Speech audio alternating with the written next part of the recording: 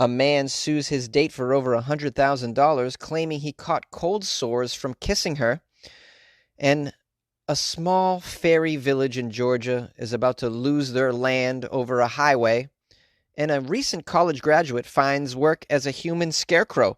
These are the weird stories for Thursday. This is Weird AF News. I'm your host, Jonesy. Thank you for joining me. This is the only daily weird news podcast hosted by a comedian, which means sometimes it's even funny. Hey, mainstream news! Listen to Weird AF News with Jonesy. A man sues his date for over $100,000, claiming that he caught cold sores from kissing her. A personal trainer who says that he contracted cold sores after kissing a lady on a date is now suing her for over £130,000 in compensation for her negligence. Martin Conway says he has been traumatized. His life and his work seriously affected after catching the herpes. It's a cold sore situation. He caught it through snogging a woman during a romantic meetup in London. Snogging? What is that? Snuggling and kissing? What is that? First base, second base? Can someone explain what snogging is? This sounds like a ridiculous word here. Man, people from the UK and your stupid words, I can't get on board with this. Yeah, I snogged her last night, right? Yeah, I'm one of the best snoggers around, right? Mr. Conway claims that his date, who he knew as Giovanna Lovelace, he knew her as? Is that not a real name? Doesn't sound like a real name. Giovanna Lovelace. It sounds like a late night basic cable talk show host who used to be a porn star. The Lovelace Show, where she interviews her former porn star friends. Well, if you're hooking up with someone named Giovanna Lovelace and you catch herpes, I mean, what do you expect, really? They met on meetup.com. Of course, another bad decision, right? Says that she's negligent in kissing him when she had an active cold sore. Did you not look at her face? It was active. That means it was out, right? I assume if it was active, that means you had cold sores on your face. Did you not look at her face, Mr. Conway, before you kissed Giovanna Lovelace, who you met on meetup.com? There's so many reasons why you should not be allowed to have money out of this. Right? Unbelievable. How about you scrutinize the person named Giovanna Lovelace who you met up on meetup.com before you kiss her? Are people just jumping into physical relationships so quickly that they're not even looking at the person that they're hooking up with? Is that what's going on? Not only are people not getting to know each other personally by speaking to them on these first dates, but they're just like, they're jumping right into the sack without even looking at their face, apparently. The 45-year-old personal trainer claims that this lady, Lovelace, owes him a duty of care to protect him from contracting a virus for life. He says he became ill several days after the date, developing flu-like symptoms and mouth ulcers, and even had to be rushed into the hospital after suffering a panic attack. Oh, goodness. Oh, the little bump on your lip created a panic attack. Poor fella. He's suing her, claiming she must pay for infecting him with the condition, which has left him needing therapy. He needs therapy. I'm looking at a photo of him. What a loser, man. You should use this $100,000 to fix your teeth, really, sir. Unbelievable. These 45-year-old personal trainers. Just get a life, man, really. You should be thankful that anyone would kiss you, 45-year-old personal trainer. Let's be real. This guy cries and cries. I was kissed before I was informed of any cold sore. However, his date, who is in her 30s, is fighting the county court. Her lawyers describe this suit as frivolous and vexatious. Vexatious? Never heard of that one before. The lawyer describes it as doomed to fail. Fitness coach Mr. Conway of West London says he found eating painful. After calling 111 and being referred to hospitals, he was diagnosed with the lifelong virus of herpes simplex virus and given medication. A few days later, he had a panic attack and collapsed at home after seeing more ulcers appearing and had to be taken to St. Mary's Hospital by ambulance. My illness was worsening, and I was unable to eat or leave my apartment. I thought you called it a flat. Don't you guys call it flat? He says he endured a few weeks of not leaving my property except for medical appointments. It was awful. Awful. Mr. Conway says he has been left at a higher risk of catching a more severe ailment, including the rare but devastating sporadic encephalitis. He also claims he can no longer go cycling, as he worries that the heat and stress will cause a flare-up. I can no longer cycle. I can no longer fulfill my dream of being shot put in the Olympics. I'm sorry, I'm making fun of this guy, but seriously, man, like, are we really living in a world where you're gonna sue somebody that you got herpes from and like, or an STD from? Is this really what's happening? Like, if someone gives it to you on purpose maliciously and you can somehow prove that, then yeah, maybe, maybe. Somebody you met online, really? You're taking a risk, man. You're meeting a stranger. You signed off shit by meeting a stranger on a website, in my opinion. All bets are off at that point, dude. Her last name is Lovelace. Hello? Why don't you like sue somebody on Facebook, one of your friends, because they won't pick you up at the airport? They're not a real friend. Well, on Facebook, you agreed to be my friend, and a friend should pick someone up at the airport. Huh? Maybe I'm insensitive. I don't know. I just can't get on board with this shit. The Georgia Highway Department is planning on seizing and paving over a fairy village in order to make room for a highway. Blairsville, Georgia, a place in the North Georgia mountains that celebrates the magic of make-believe, finds itself facing some real-world troubles. It all centers around one question. What's the true value of whimsy? What is the true value of fantasy? In a wondrous place called Sleepy Hollow, which sits along busy Highway 515, Art Milliken has built a world of whimsy, of fantasy, a collection of gnome houses and fairy cottages that children can play in for as long as they like, as long as their parents' patience hold out. The first time I brought her, she was a month old, says Laura Williams, as her daughter ran through the little village. And then 2, and then 4 years old, and now she's 6, and she just loves it. She loves the fairy cottages. Milliken is a former Disney Imagineer who also played a role in building Michael Jackson's Neverland Ranch in California. He loves to get the children excited, to open their minds and look at the world differently by his little gnome village. He built Sleepy Hollow 15 years ago after a career at Disney World and Neverland Ranch. There's a photo of him here. He looks like a real jolly old soul, I gotta tell you. Like a cross between, I don't know, kind of like a Santa, Ernest Hemingway type. Very, very happy guy. Built all these little mini homes. Unbelievable joy he brings to the world, right? But if you haven't seen Sleepy Hollow, you better get here quick. It will soon be gone to make way for a $103 million highway project. Unbelievable.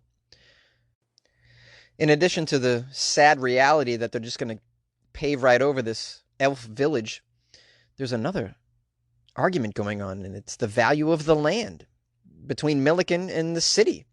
The state's appraisal came in at around $436,000. The Milliken's appraisal, $1.5 million. That's a big difference. How do you actually appraise the wonders and joys and fantasies that this little village has brought to many a people? Poor Art Milliken complains, it's like everything you own is going to be taken away from you at whatever they decide they want to pay for it.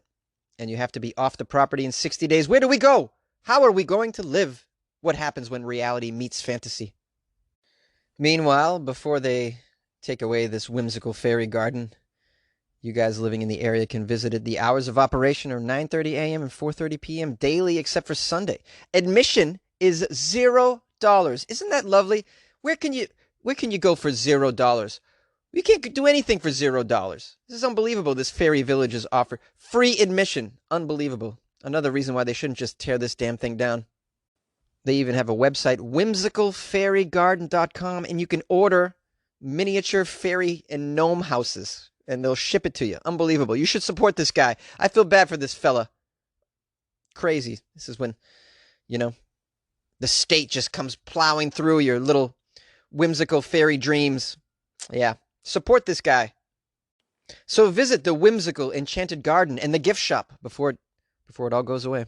I support you, Whimsical Fairy Garden.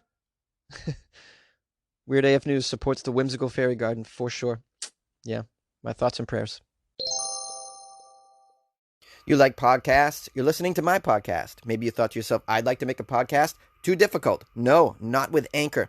Anchor has free creation tools that allow you to record and edit your podcast from your phone or your computer. Anchor distributes your podcast to Apple, Spotify, Stitcher, and more. They have advertising integration, so you can even make a little money off your podcast. Everything you need to make a podcast in one place.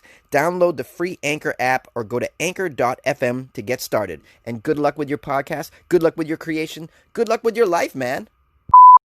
A college graduate found a job as a human scarecrow. It sounds like the ideal job. The chance to sit on your ass, read a book, maybe strum a ukulele.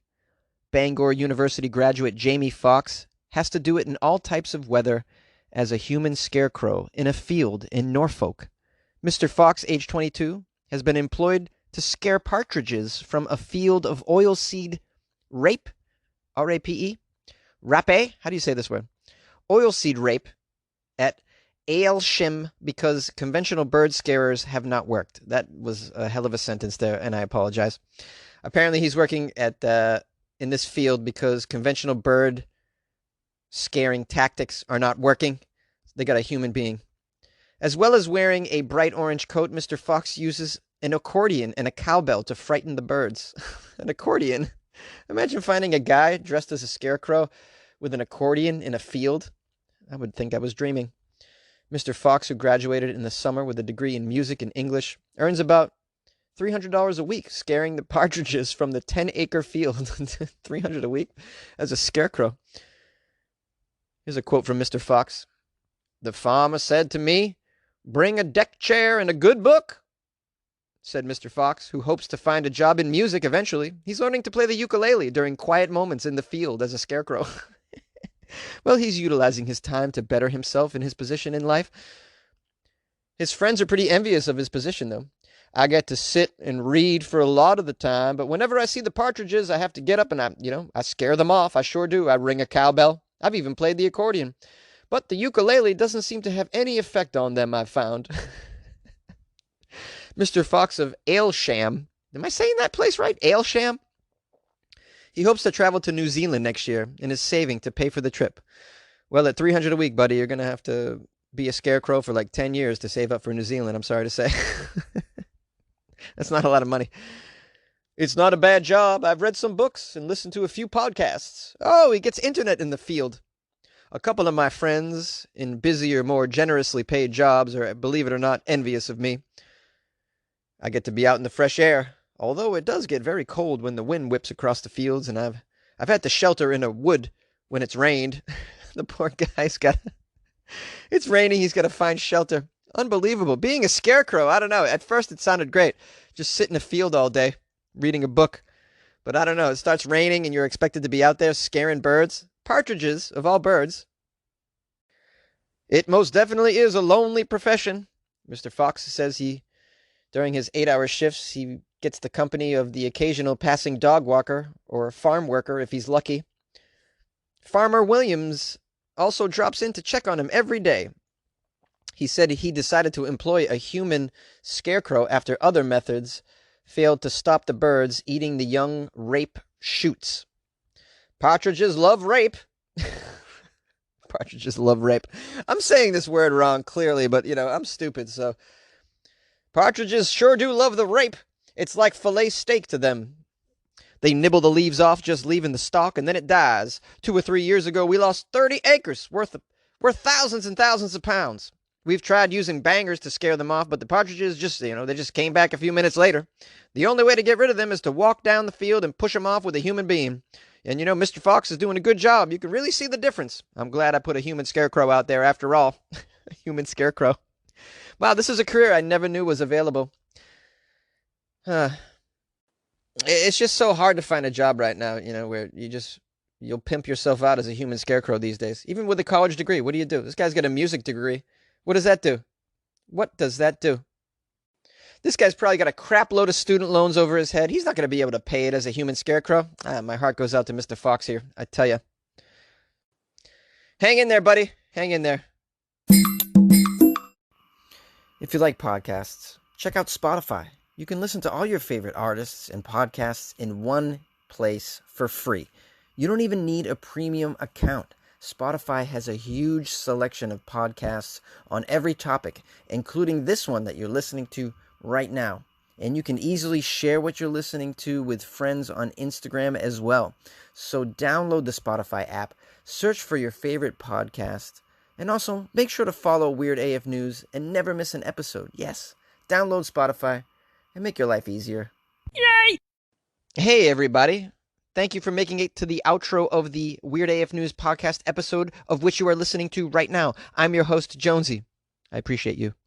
I got some reviews I'd like to read on Amazon. This is from Crystal, who's just wonderful, and she's been a fan of the show for a bit. She wrote 5 stars on Amazon, something different from everyday news. I enjoy listening to this and have been listening for about a month now. It's pretty funny. Florida Fridays are perfect on the weekends. Yes, Florida Friday is perfect on the weekends. I'm wondering, when do you guys listen to the Florida Friday episode? Is it on Monday morning or is it really over the weekend? Crystal, tell me. I'd love to know.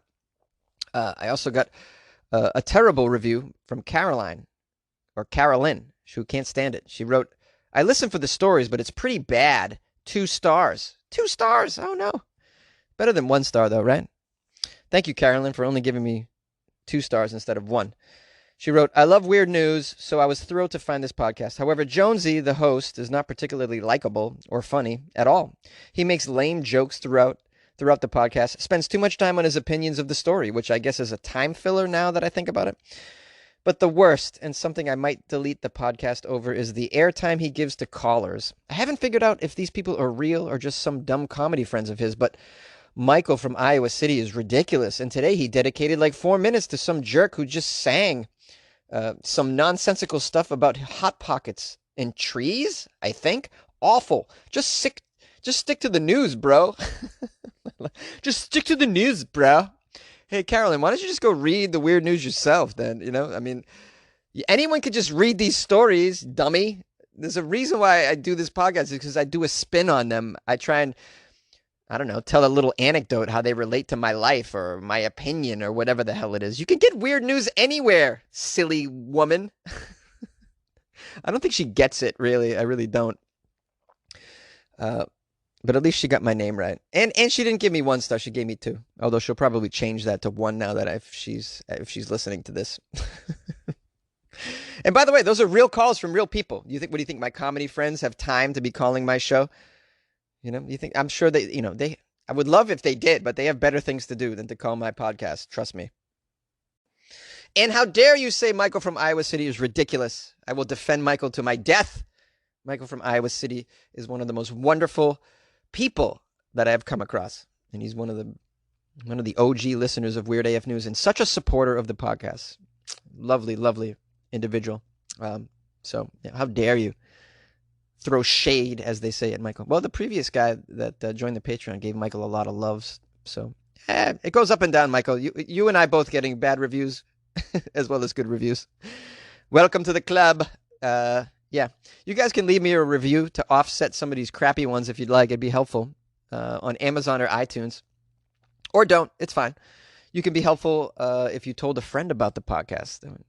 That would be pretty cool. Let them know, though, that I do a take on the story. I just don't read the weird news. I give my opinion, and I try to throw some light on it, give it some context, maybe share a little anecdote from my own life that relates to the news as well. Which I think brings something to the show. You can get weird news anywhere, man. Just go read it yourself, I'm bringing something else. That's what this is about. Okay, Carolyn. Yeah. So I'd appreciate that if you told a friend. Especially now, man. It's like we need like a distraction, because life has been ridiculous, man. This 2020, man, I tell you, this is one of the worst years ever. Am I right? Or it's just, man, it's out of control. Every day more just awful stuff is happening. I just can't even. Unbelievable, man. Unbelievable. Well, I'm glad that you guys are here. You really make my day.